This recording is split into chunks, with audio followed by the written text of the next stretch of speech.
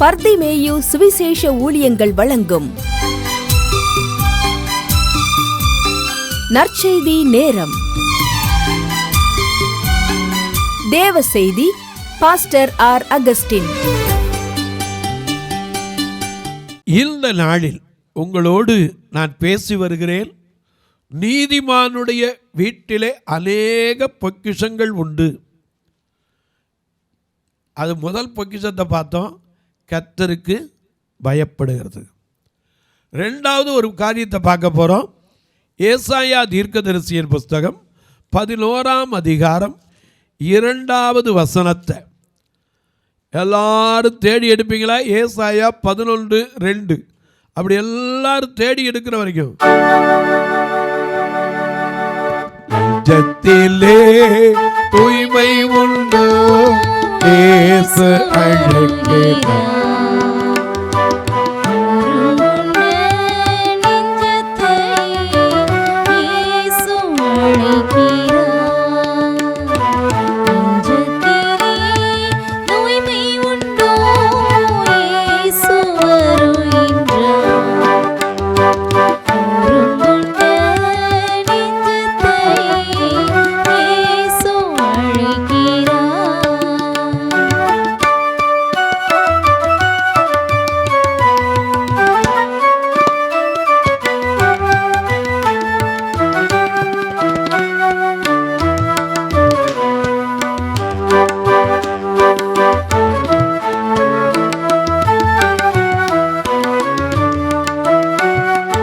அருந்தி சுமக்கும் பாரம் கொள்ளை கொடிய இருளில் சேர்க்கும்.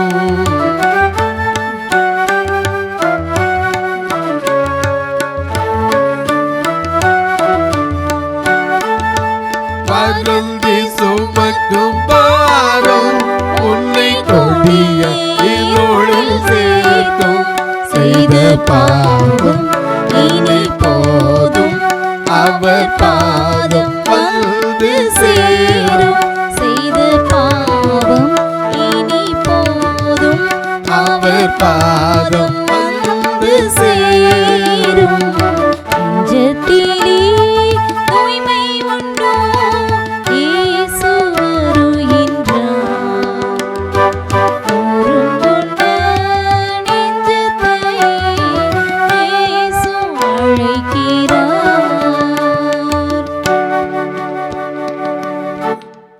எல்லாம் எடுத்திருப்பீங்க. ஏசாயா 11ஆம் அதிகாரம் 2ஆம் வசனம்.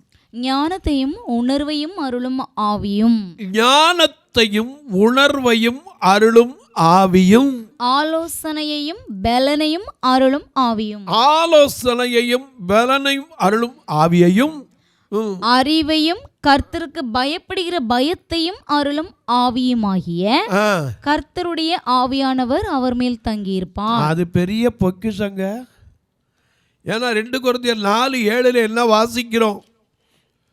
இந்த மட்பாண்டத்திலே அந்த கிருபையை பெற்றிருக்கிறோம். இந்த மகத்துவம் உள்ள வல்லமை, இந்த மகத்துவம் உள்ள வல்லமை எங்களால் உண்டாயிராமல் தேவனால் உண்டாயிருக்கிறது என்று விளங்கும்படி இந்த பொக்கிஷத்தை மண்பாண்டங்களில் பெற்றிருக்கிறோம். ஆமா, அந்த பரிசுத்த ஆவி உங்களிடத்துல வரும்போது என்ன உண்டு? பரிசுத்த ஆவி உங்களிடத்தில் வரும்போது நீங்கள் பலன் அடைந்து எருசலேமிலும் யூதேயாவிலும் சமாரியாவிலும் பூமியில் கடையாந்தரம் எங்கும் எனக்கு சாட்சிகளாய் இருப்பீர்கள். என பரிசுத்த ஆவி நமக்குள்ள வருமானா எவ்வளவு பெரிய பாக்கியம். பாடுறோம்ல, பரிசுத்த ஆவியே கட்டளைகள் துணையாய்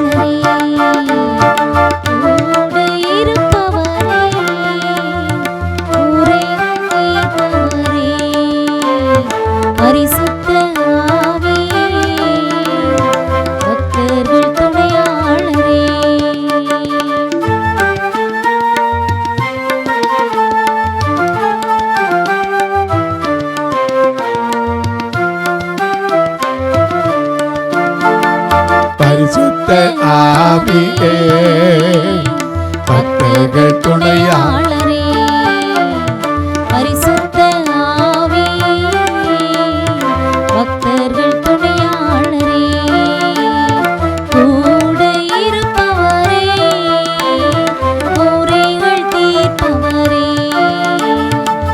கூட இருப்பவரே, குறைகள் தீர்ப்பவரே, பரிசுத்த ஆவியே பக்தர்கள் துணையாளரே.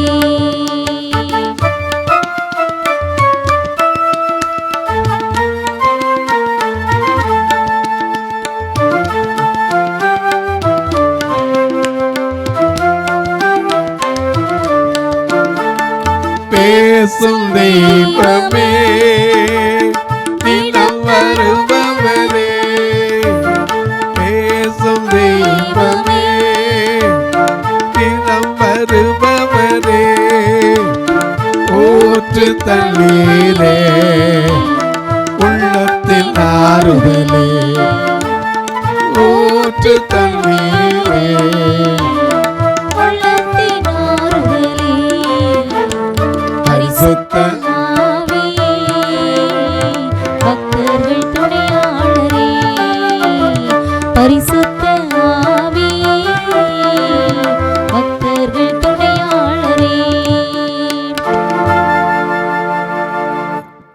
அப்போஸ்தலர் 1:11 வாசி.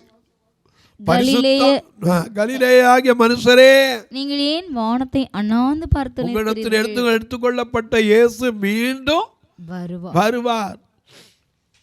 அவர் போற வரைக்கும் நமக்கு ஒரு காரியத்தை சொல்லிட்டு போனார். நான் உங்களை திக்கற்றவர்களாக விடேன், விடேன், நான் ஒரு உங்களை தேற்றரவாளனை என்ன செய்கிறேன், அனுப்புகிறேன். அனுப்புகிறேன். அவர் எல்லா விதத்திலும் தேற்றுகிறவராயிருக்கிறார். ஹல்லேலூயா. இந்த பரிசுத்த ஆவி கிருபையா பெற்றிருக்கிறமே, இது பெரிய பாக்கியங்க. இந்த மண்பாண்டத்தில் தேவ ஆவி நாம பாடுறோம்ல, தேவ ஆவியே, எத்தனை பாட்டு ஆவியை குறித்து பாடுறோம்.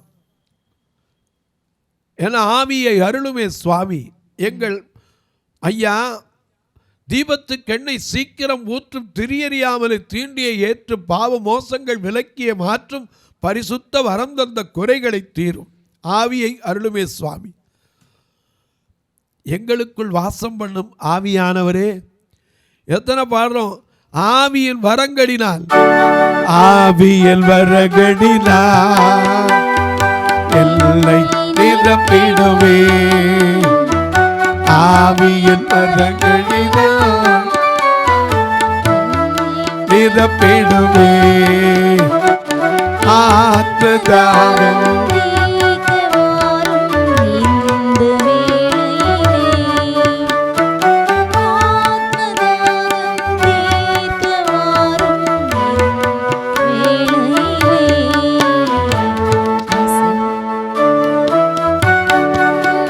அன்பின் ஆவியானவரே,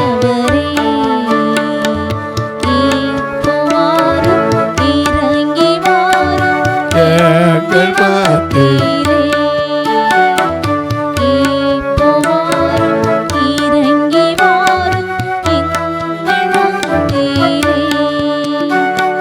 பத்மோ தீவினிலே பக்தலை தேடிலே, பத்மோ தீவினிலே தேடிலே, எல்லையும் தேற்றி ஆற்றவார்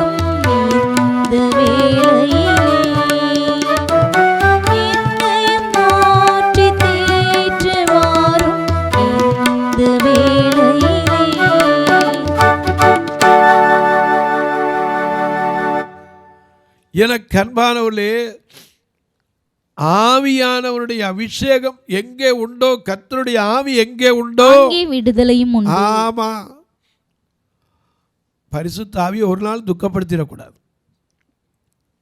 இந்த மட்பாண்டத்தில், ஏன்னா நம்ம மண்ணிலிருந்து எடுக்கப்பட்ட மண்ணுக்கே திரும்ப போகிறோம். இந்த மண்ணான சரீரத்தில் அந்த ஆவியை ஊற்றி இருக்காரே, அது பெரிய பொக்கிஷம் இல்லையா? இன்னொரு பொக்கிஷத்தையும் பார்க்கலாம். கொலோசியர் 2ஆம் அதிகாரம் 3வது வசனத்தை வாசிக்க கேட்போம். கொலோசியர் 2:3 மிக அழகாக எழுதி வைத்திருக்கிறார். அவருக்குள் ஞானம் அறிவு என்பவைகளாகிய பொக்கிஷங்கள் எல்லாம் அடங்கி இருக்கிறது. ஹல்லேலூயா. ஏன்னா அந்த பொக்கிஷம் நமக்குள்ள வேணுங்க. அறிவு ஞானம் வந்துருச்சுன்னா நமக்குள்ள என்ன நடக்கும்? எனக்கு அன்பார்ந்த ஞானம் என்பது என்ன? யாக்கோபு எழுதின பொதுவான நிருபத்திலே 3ஆம் அதிகாரம் 17வது வசனத்தை வாசிக்க கேட்போம். பரத்திலிருந்து வருகிற ஞானம். நல்ல கவனிங்க. பரத்திலிருந்து வருகிற ஞானம் முதலாவது சுத்தம் உள்ளது, பின்பு சமாதானமும் சாந்தமும் இணக்கமும் உள்ளதாயும் இரக்கத்தாலும் நற்கனிகளால் நிறைந்ததாயும் பட்சபாதம் இல்லாததாயும் மாயமற்றதாயும் இருக்கிறது. ஆமா, அதனால தானே பாடுறோம். நற்கனி தேடி வரும் காலங்கள் அல்லவோ, நான் ஒரு கல்லியற்ற வாழ்வரம் அல்லவோ. நற்கனி தேடி வரும் காலங்கள் அல்லவோ, நான் ஒரு கல்லியற்ற வாழ்வரம் அல்லவோ.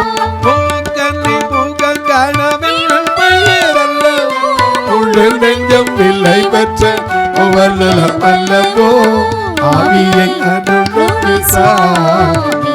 எனக்காக கொடுத்த வானத்தின் அரசே,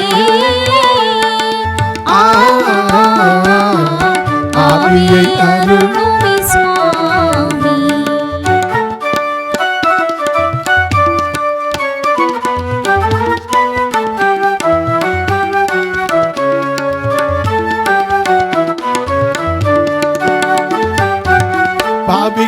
ஆவி கனி என்னும் சேகம் பரம சந்தோஷம் பீடிய சாந்தம்.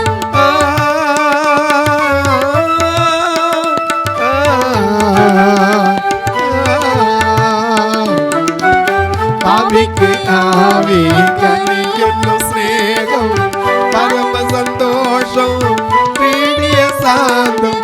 தேவ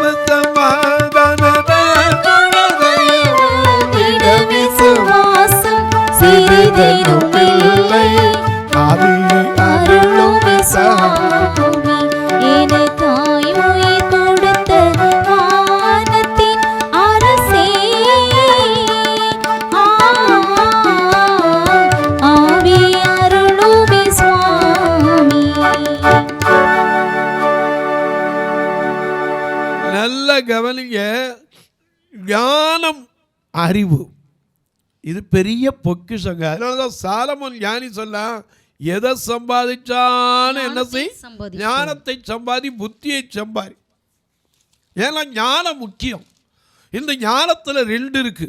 ஒன்று பரத்திலிருந்து வருகிற ஞானம், 2வது லௌகீக சம்பந்தமான. அதே அதிகாரத்தில் 15ஆம் வசனத்தில் பார்க்கிறோம். இப்படிப்பட்ட ஞானம் பரத்திலிருந்து இறங்கி வருகிற ஞானமாயிராமல் லௌகீக சம்பந்தமான ஜென்ம சுபாவத்திற்கு அடுத்ததுமாயிருக்கிறது. அறிவுனா என்ன? பிலிப்பியர் 3ஆம் அதிகாரத்திலே மிக அழகாய் எழுதி வைத்திருக்கிறார். 7ஆம் வசனத்திலிருந்து பாருங்க. ஆகிலும் எனக்கு லாபமாய் இருந்தவைகள் எவைகளோ அவைகளை கிறிஸ்துவுக்காக நஷ்டம் என்று எண்ணுகிறேன். மாத்திரமல்ல, என் கர்த்தராகிய கிறிஸ்து இயேசுவை அறிகிற அறிவின் மேன்மைக்காக எல்லாவற்றையும் நஷ்டம் என்று எண்ணிக்கொண்டிருக்கிறேன். எண்ணுனது மட்டுமல்ல, 11ஆம் வசனத்துல பாருங்க. அவருக்காக எல்லாவற்றையும் நஷ்டம் என்று விட்டேன், குப்பையுமாக எண்ணுகிறேன். ஆமா, நம்ம பாடுறோம்ல, லாபமான அனைத்தையுமே நஷ்டம் என்று கருதுகிறேன். லாபமான அனைத்தையுமே நஷ்டம் என்று கருதுகிறேன்.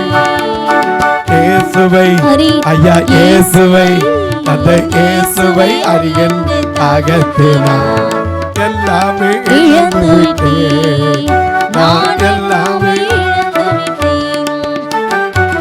ஹல்லேலூயா ஹல்லேலூயா ஹல்லேலூயா, ஹல்லேலூயா, ஹல்லேலூயா, ஹல்லேலூயா, ஹல்லேலூயா, ஹல்லேலூயா.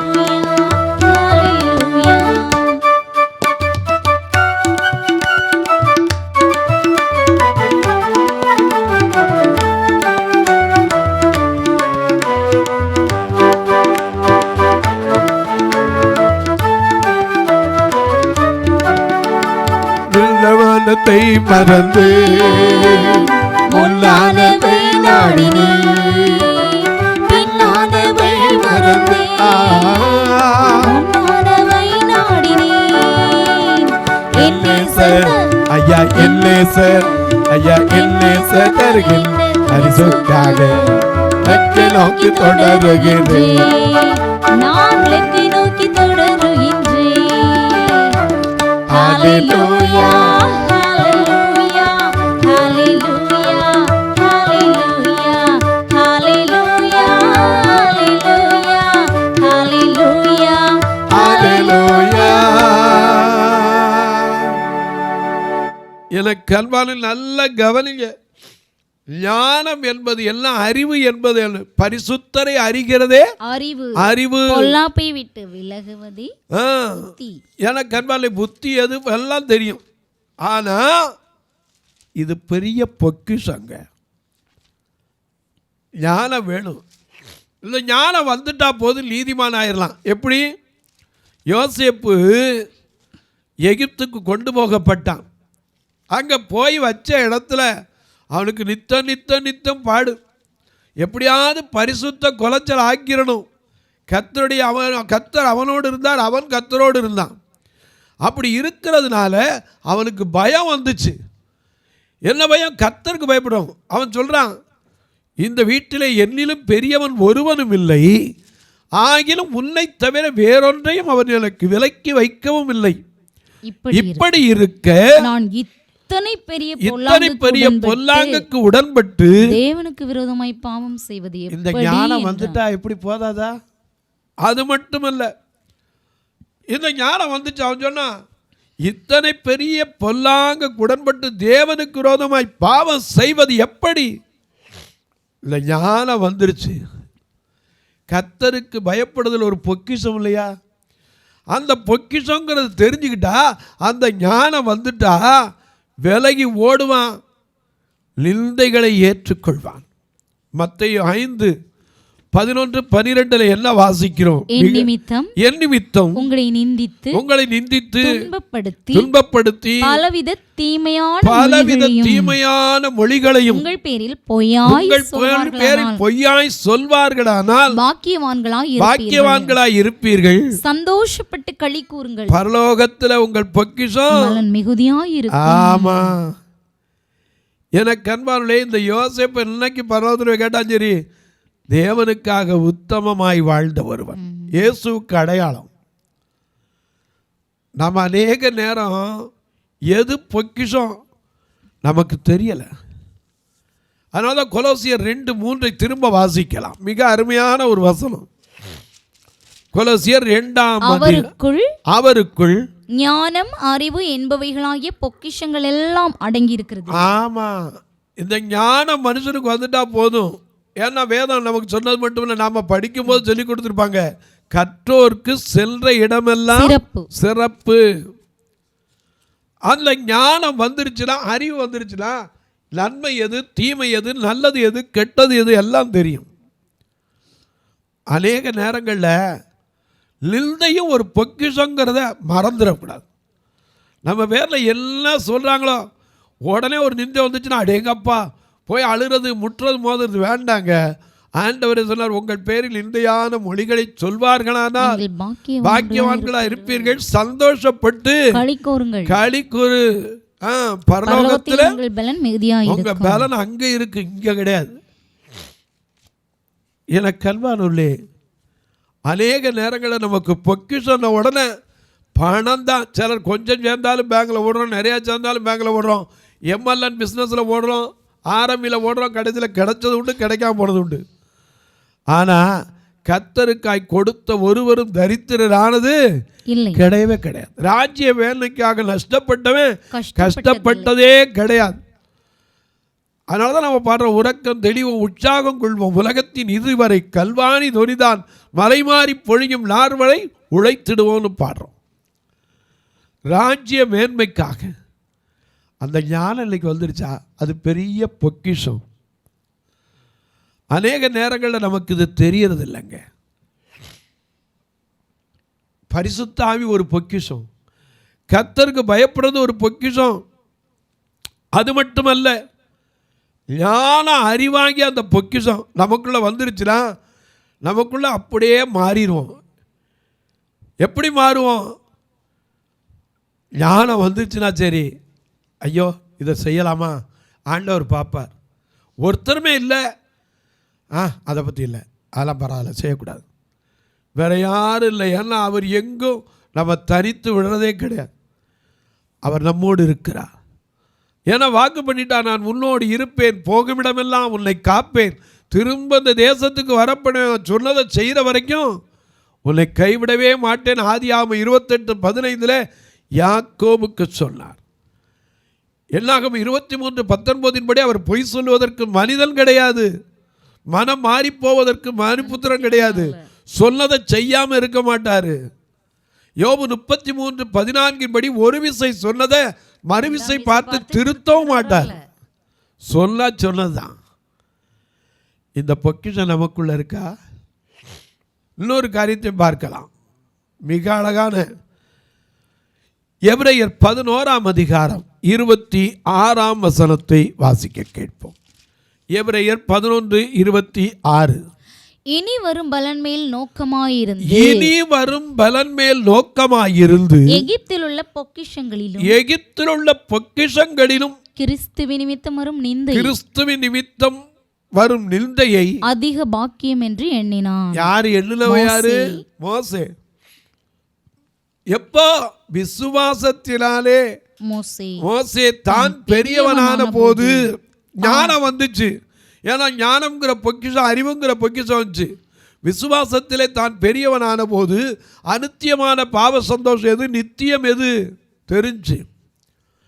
அதனால்தான் எகிப்து பார்வோனுடைய குமாரத்தின் மகன் எனப்படுவதை வெறுத்து இனி வரும் பலன் மேல் தேவனுடைய ஜனங்களோட துன்பத்தை அனுபவிப்பதே தெரிந்து கொண்டு இனி வரும் பலன் மேல் நோக்கமாய் இருந்து எகிப்தில் உள்ள பொக்கிஷங்களிலும் கிறிஸ்துவின் நிமித்தம் வரும் நிந்தையை அதிக பாக்கியம் என்று எண்ணினான். தொலைக்காட்சியில் பார்க்கிற என் அன்பு மக்களே, நம்முடைய பொக்கிஷம் எது? நீதிமானுடைய வீட்டில் அநேக பொக்கிஷங்கள் உண்டு. முதலாவது சொன்னேன், பயம். கர்த்தருக்கு பயப்படுறதே ஒரு பெரிய பொக்கிஷம். பரிசுத்த ஆவி இந்த மட்பாண்டத்தில் கிடைச்சிருக்கிறதே பெரிய பொக்கிஷம். அது மட்டுமல்ல, ஞானம், அறிவு, அது பெரிய பொக்கிஷம்.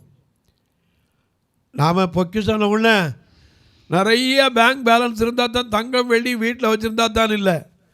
பேதுரு சொன்னார், என்னிடத்தில் வெள்ளியும் இல்லை பொன்னும் இல்லை, என்னிடத்தில் உள்ளதை உனக்கு தருகிறேன்னு ஒரு சப்பானியை படுத்து இயேசுவின் நாமத்தில் எழுந்து நடனா.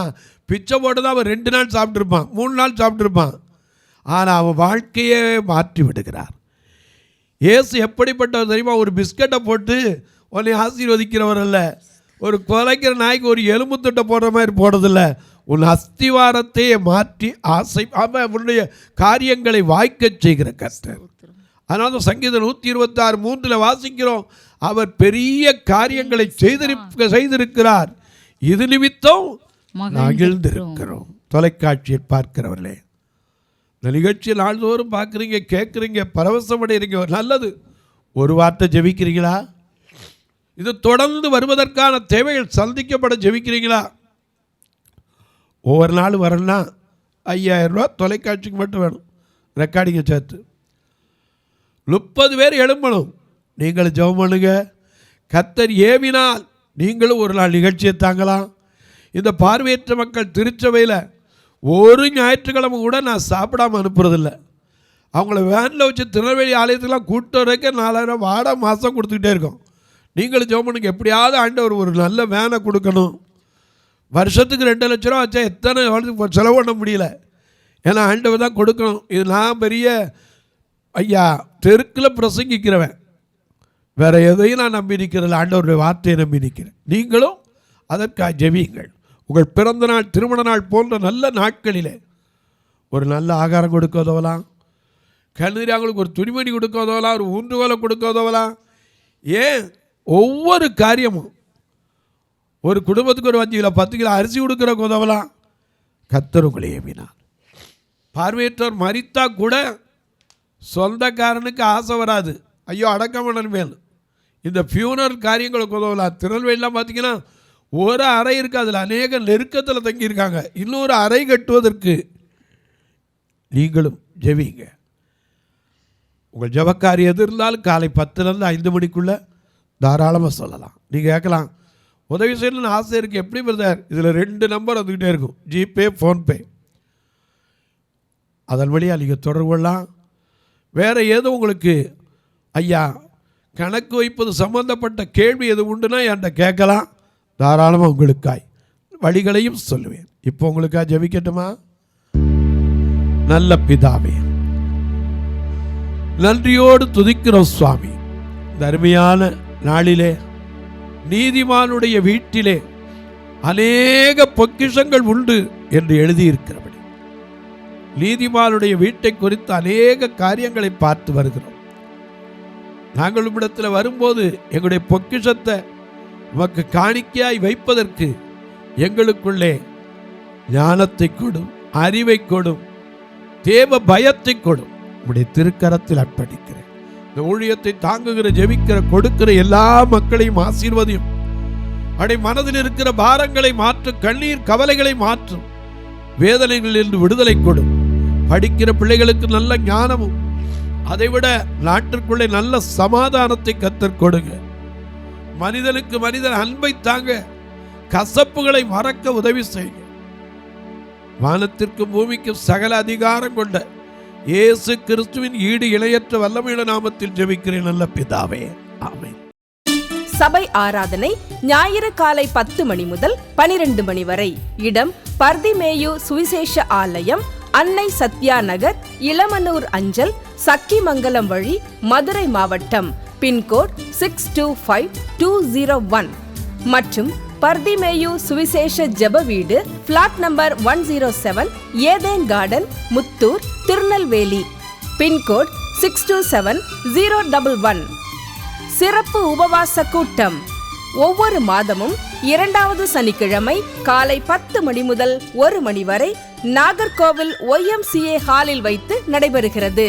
மற்றும் ஒவ்வொரு மாதமும் 4வது சனிக்கிழமை காலை 10 மணி முதல் 1 மணி வரை திருநெல்வேலி புதிய பேருந்து நிலையம் அருகில் உள்ள கிரேஸ் ஹாலில் வைத்து நடைபெறுகிறது. எங்கள் எல்லா ஆராதனைகளிலும் கலந்து கொண்டு தேவனை மகிமைப்படுத்த அன்பாய் அழைக்கிறோம். உங்கள் உதாரத்துவமான காணிக்கைகளினால் இவ்வூழியத்தை தாங்க விரும்பினால் R Augustine, account number 5021364331, IFSC code IDIB 000B066, Indian bank, BP Kulam, Madurai. GPay number 9842181917, BGM ministries மற்றும் 9442559772, பிளைண்ட் மினிஸ்ட்ரீஸ் அகஸ்டின். உங்கள் தொடர்புக்கு பாஸ்டர் ஆர் அகஸ்டின், பர்திமேயு சுவிசேஷ ஊழியங்கள், நாகமலை, புதுக்கோட்டை, மதுரை 625019. தொலைபேசி எண்கள் 9842181917 மற்றும் 9442559772. கர்த்தர் தாமே உங்களை ஆசீர்வதிப்பாராக.